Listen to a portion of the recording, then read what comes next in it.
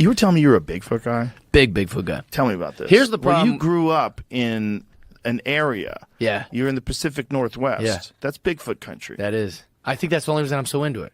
Yeah. Also, here's the thing you got to know about talking about me. It's not ever funny, and it's something I like so much that it ends up me giving you the same arguments you've heard a billion times. Yes. Oh, it's Gigantopithecus, came over the Asian plain, it's a bipedal hominid, it's just, and then at the end, and every one of my friends have experienced it, Harlan Williams just experienced it when I was on his podcast. Anytime I talk about Bigfoot, it ends up with me just going, please, Joe, can you just say it's maybe a possibility? Like, that's what it always ends up being. Yeah.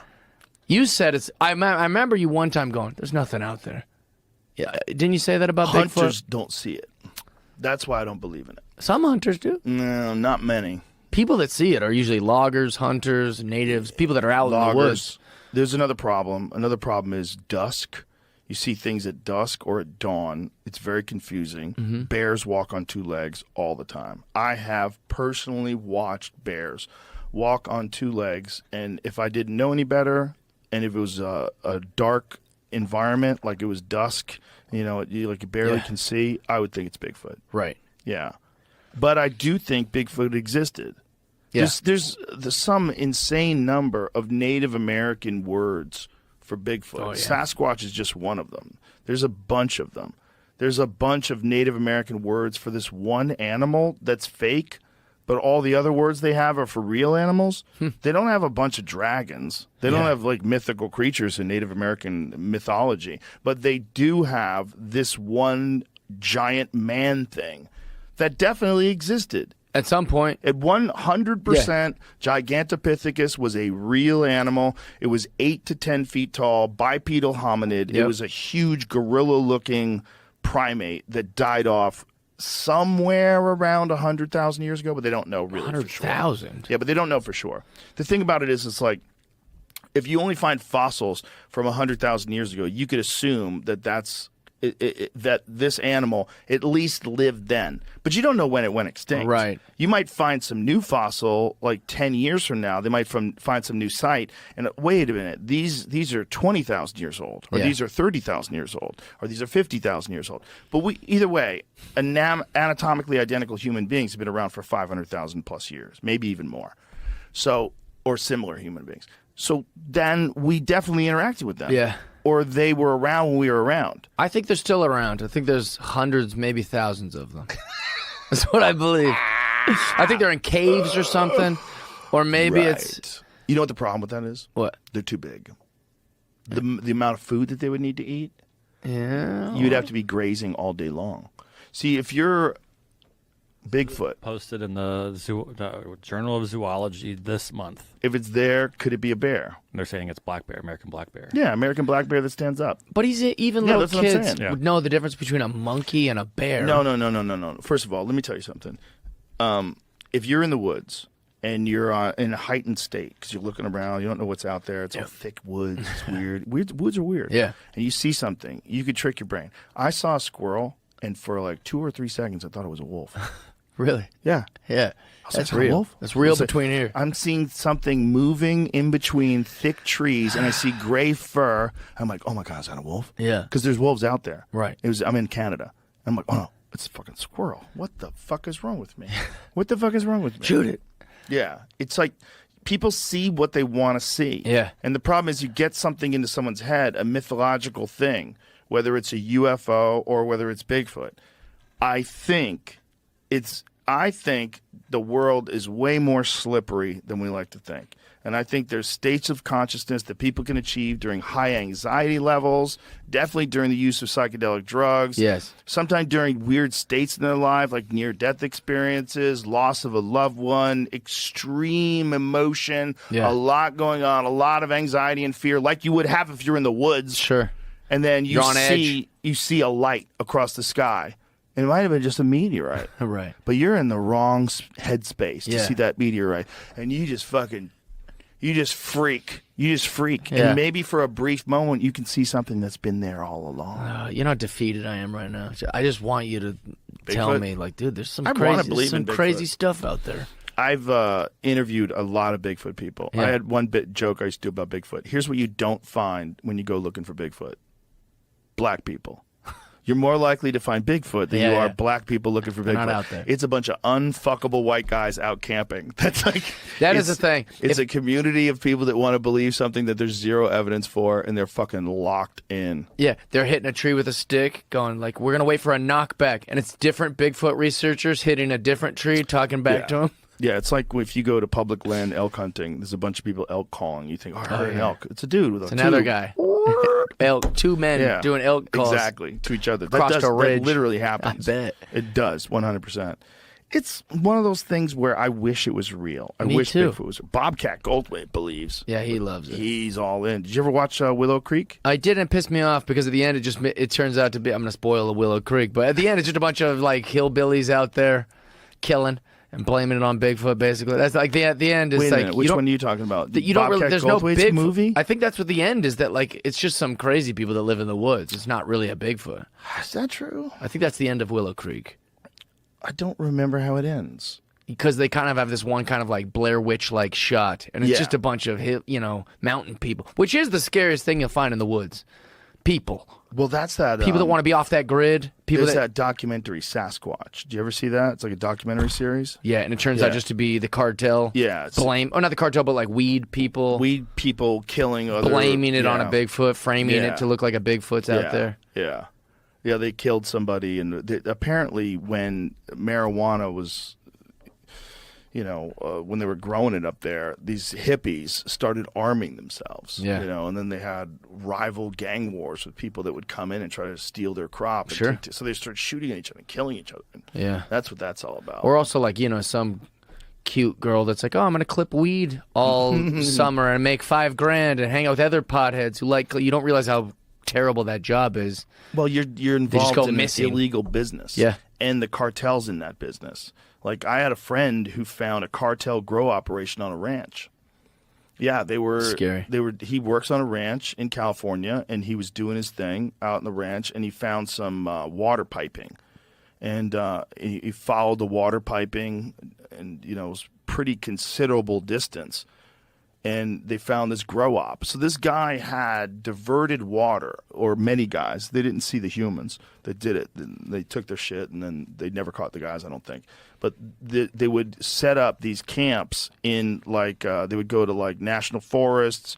Apparently it's big in Northern California, where they go deep, deep, deep in the woods. They backpack in, and then they have a massive grow op on public land. Yeah. And they just get it till the time it's, ready to harvest, and then they get out of there. But if someone interrupts that, if they get in the middle of that, they'll kill them. Right. Like, these are cartel guys. Yeah. So my friend John Norris, he's been on the podcast before. He was a game warden, and he found a creek that had been redirected, and he thought maybe a farmer had did this. Like, what's going on? Maybe someone put an illegal dam on this. They follow it, and they find this crazy grow op with the cartel and guns, and so he winds up, instead of just being a game warden, now all of a sudden he's got a tactical team with attack dogs. Crazy. And they're running in fully armed with flak jackets on, having gunfights with the cartel in the woods over weed. Yeah. I will say that's the most frustrating part about the Bigfoot subject is you got guys who really no, I think an ape could, a pod of apes could live out here and this thing. And so you'll start to, guys like me will be like, yeah, this makes good sense. And then they'll get a Native American to talk about it, and he'll be like, it's the magic man of the woods. And you're like, no. And they're like, he disappears. He flies. He can stop the rain. And you're going, this is, gosh dang it. We were making real good ground here, making arguments for it to be an ape. I think the Native Americans are right. I think that's what it is. Some I think sort of paranormal woods thing? I do. Yeah. I think it's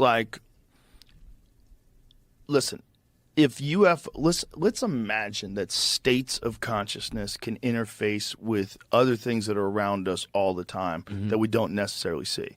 Now, we know that's true if you take psychedelics, and we know that psychedelics are produced in the brain. I can imagine a moment where you are in such a state that you could see something that you would not be able to see under normal conditions. It's not outside the realm of possibility. I'm not married to it, but it's not outside the realm of possibility. Now, if that is what we're seeing with UFOs, if what we're seeing is our future, if what we're seeing with those beings is the eventual shape that human beings will take as evolution progresses, we become these genderless little spindly things Big with brains. giant heads, flying spaceships with our minds. That kind of makes sense to me. If that makes sense, why wouldn't I be able to also see what we used to be, or what we could have been, or what other things used to live with us? And maybe it's almost like a ghost, almost like a memory that you can access of a different timeline, a different dimension where this thing does exist. And that's why it's so elusive and it comes and goes, because it's not a real material thing. It's a construct of the human psyche. But these people that are seeing it, like, they might even literally be seeing footprints. It might literally leave footprints. It might exist for brief moments. Makes sense. Passing in and out of this dimension kind of thing? There's so many wacky stories about it. So then you have to apply the wacky stories to human psychology and say, okay, people are in a heightened state. They're in the woods. They're alone. They're nervous. There's cats out there and fucking bears. So you're kind of freaking out already. So you're in this like weird mind state already where it seems like more things are possible out there because there's no one to help you. Right. There's no city. There's no hospital. Can't call the cops on a Bigfoot. You got no fucking cell phone signal, and you're out there alone. Like, there's so many possibilities. Scary. It's terrifying. And that, to me, makes sense. Like, if there's a mindset that can be achieved, it's a mind state that can be achieved where you interact with things that aren't there all the time, like UFOs. Right. That would be when it would happen. Right. Well, there's tons of like interesting stories that you'll just read about, like a thing just walking behind the tree, and it's not. But if it was a massive, 10-foot thing, you know, you'd probably be able to see it come out on the other side of that tree, and you see a lot of those kind of. Or I read a lot of those kind of stories, and I'm like, I don't know what the heck that. Yeah, it could be that, but it could also be black bears. It could be they're just seeing things because they're freaking out. Yeah. Bears freak you out, man. You see a bear in the wild, it freaks you out. And if you see a bear in between trees, you can just convince yourself that it's something, and then your brain plays tricks on you. The memory is a slippery bitch. Yeah, I know. Especially under heightened circumstances like that, like in the woods. Your memory's weird. And it's more exciting to believe that it's real. So that's what you want to, you know, that's my biggest, I think what I'm holding on to so much is that, like, I think it's so boring if we just know all the stuff on our planet. I don't think we do. But that's my point. It's way more exciting to think, there's Bigfoots and there's... Yeah, pterodactyls is one of my favorites. Wolfman or Dogman or Mothman or any of these kind of like exciting things. I want to believe that. Well, you know about that Hobbit man that they found on that island of Flores? No. No? A Hobbit man. Good. Yeah, this is a good one for you. This is a thing that absolutely lived alongside people. And I think they don't know the timeline of this fucker either. But they think it might have been as recently as like 50,000, 30,000 years ago. And they were little tiny people, 3 foot tall, like almost like ape-like creatures. That's what they looked like. Oh, yeah, see? Like a little baby Bigfoot. Yeah, well, like little hobbits, man. And they lived on this island. And they were like a different branch of the human chain that lived alongside Homo sapiens. Yeah, you see that? You just think you see a juvenile Bigfoot or something. Yeah. Well, there's people that have cited these things in other parts of the world still to this day. They still claim that they exist. I never saw Bigfoot, but when we were on training. You do these training where you go make maps and all this shit, and we heard him. You heard Bigfoot? Heard Bigfoot. I heard him. What does it sound like? I could still do that. He does that, but everything you see on them stupid TV shows, that happened. He threw a rock. All the animals started running, and the Marine, because you know he's the guy who knows where the markers are, but we didn't know where the markers were. He's the one who says, "Hey, we're out of perimeter. Have you guys ever heard of Bigfoot?" Blah blah blah blah blah. He tells us he was Native American, but he just said that, and where were you guys? What state? Like Nova Scotia. Nova Scotia. Where they do cold weather training. Yeah, and you have to make your own map. You sure they weren't fucking with you? I'm pretty sure. Who threw that rock? Somebody that was fucking with you? No. No? Why you fuck with the animals too? All the animals ran too. Remember how you said they know how to get away? All these fuckers just did a little mass exodus, and it's a old. I'm very skeptical of Bigfoot. I've never seen him, but I never heard nothing like that either. So what if you had a? Did it sound like? It just sounded. It was. What was it similar to? You ever hear Luther Vandross sing live? Like when you hear him on a record, it's one thing, but when you hear him live, he's ooh, like that. He didn't sound like that, but it was the same Power, like hair on the back of your neck, kind of. Really? What the fuck? Well, bears do that sometimes. Yeah. Bears, especially when what time of the year was it? It was winter. Because you listen to the wind. It's like it sounds like a train coming. You have to determine where the wind is coming from and get on a tree or something because a lot of the icicles are coming like darts. Oh wow! Yeah, Jesus. And that night we were joking. I was joking around about it and everything. And one of the officers says, this is a facility, and we don't. I heard you're a comedian. We don't make. Basically, you can't go on stage and go, hey, guess where I was at? So I was just in the joke. I'm just camping, and we. Oh, I see. Yeah, but there's nobody's in the military. But and in the joke, I actually do see Bigfoot. It's a funny bit. So tell me, how did it happen? What was going on? What were the circumstances? We were lay it out for me. Okay, you have.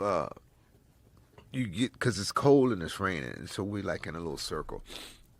And it's kind of raining, kind of sleeting, and we're talking about we're gonna do this and do that because we're comparing shit and everybody's fucking up. We found our third marker first, and it's supposed to be like a 2 or 3 day thing, right? And the good teams, like you do it in the classroom for a couple of days, and then a team goes out, team come back, team goes out.